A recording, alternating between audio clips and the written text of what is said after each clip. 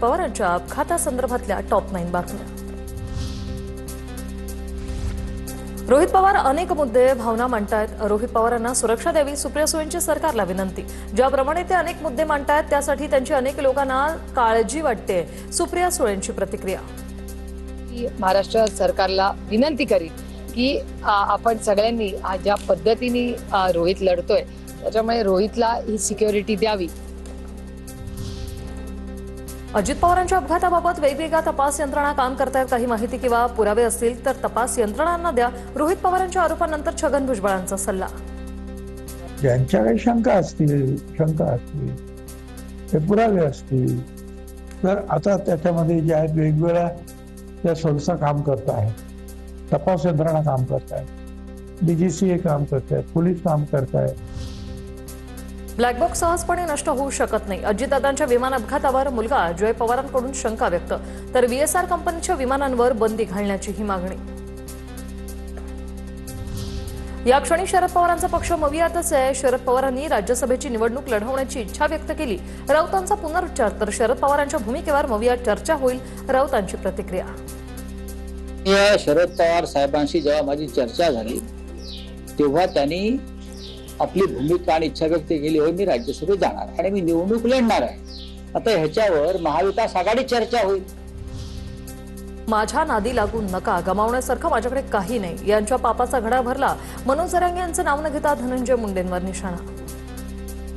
आणखी लय प्रकरण आहेत, लय प्रकरण, त्यातले 22 पैकी 3 प्रकरण तर असे आहेत त्याचं आयुष्यच उद्ध्वस्त होईल, जीवनच करिअरच खराब होऊन जाईल।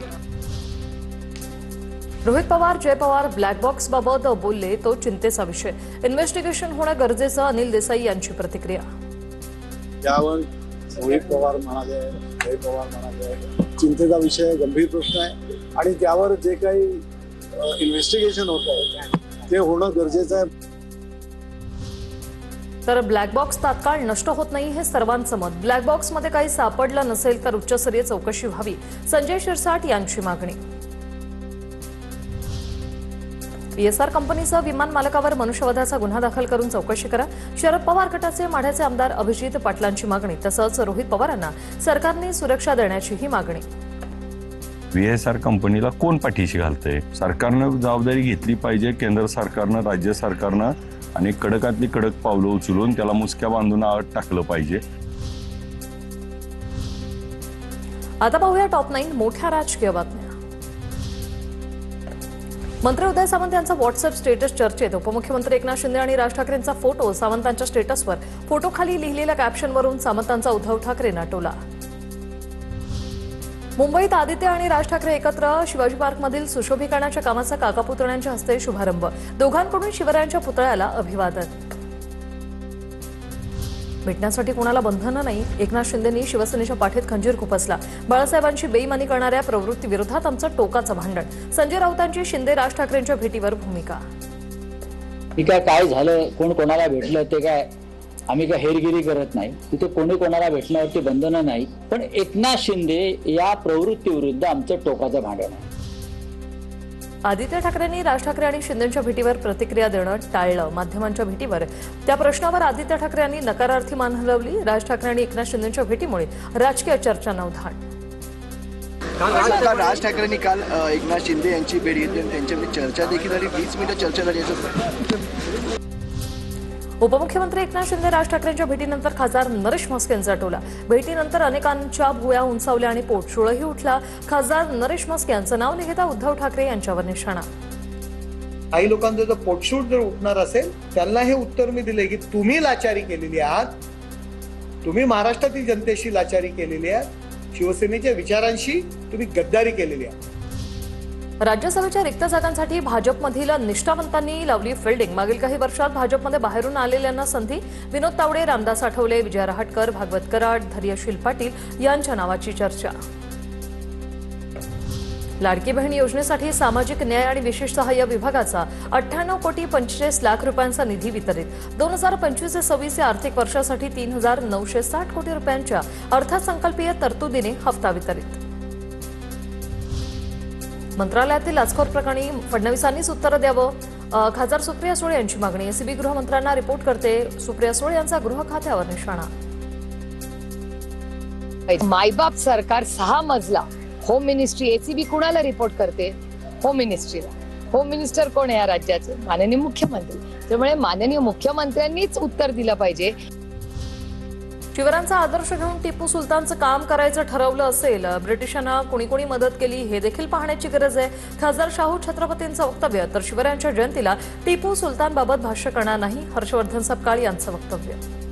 शिवाजी महाराजांची तुलना तर कोणाशी होऊ शकत नाही. आज शिवाजी महाराजांची जयंती आहे आणि असल्या माणसाचा कशाला उल्लेख करायचा? आज शिवाजी महाराजांचा जयंती आज दिवशी या संदर्भामध्ये टिप्पणी करणं हे अयोग्य राहील, असभ्य राहील. आणि आता पाहूया टॉप 9 राजकीय बातम्या. बुलेट ट्रेनमुळे केवळ गुजरातमधील लोक महाराष्ट्रात येणार नाहीत, तर महाराष्ट्रातील लोकांनीही गुजरातमध्ये जाऊन व्यवसाय सुरू करावा. मंत्री गणेश नाईकांचं भाष्य. वेल पडले त्या बोटी गुजरात परत पण जातील.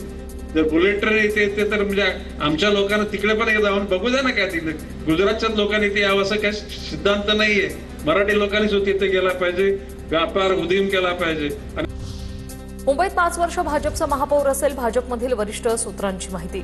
कल्याण, डोंबिवली, ठाणे आणि उल्हासनगरमध्ये 1.25 वर्षानंतर भाजप महापौर पदासाठी दावा करणार. मुंबईत मात्र 5 वर्ष भाजप महापौर पदावर ठाम.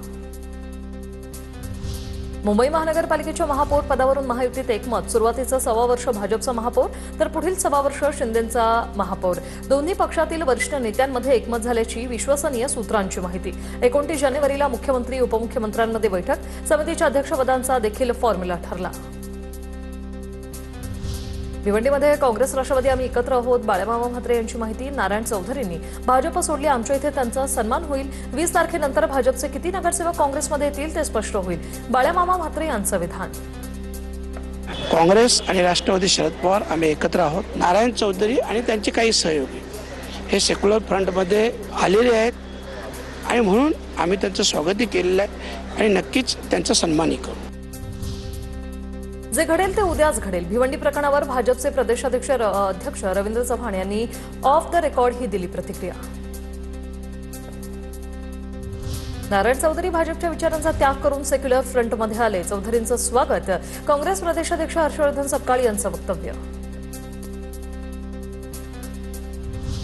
जो फुटून जातो भाजपचा असूच शकत नाही. जो भाजपच्या विचारांशी प्रामाणिक तोच कार्यकर्ता. भिवंडीतील राजकीय घडामोडींवर भाजपच्या आशिष शेलार यांचा हल्लाबोल.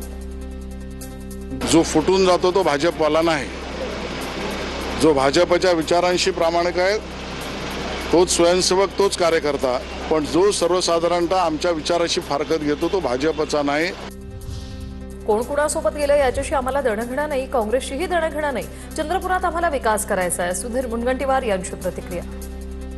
आम्हाला काय घेणं देणं आहे? आम्हाला चंद्रपूर महानगरपालिका क्षेत्रात जनतेची सेवा करायची आहे. जनतेच्या हृदयावर आपण विश्वास निर्माण करत विकास करणं हे आहे.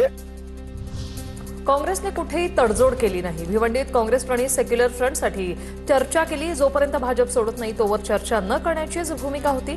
हर्षवर्धन सपकाळांची प्रतिक्रिया.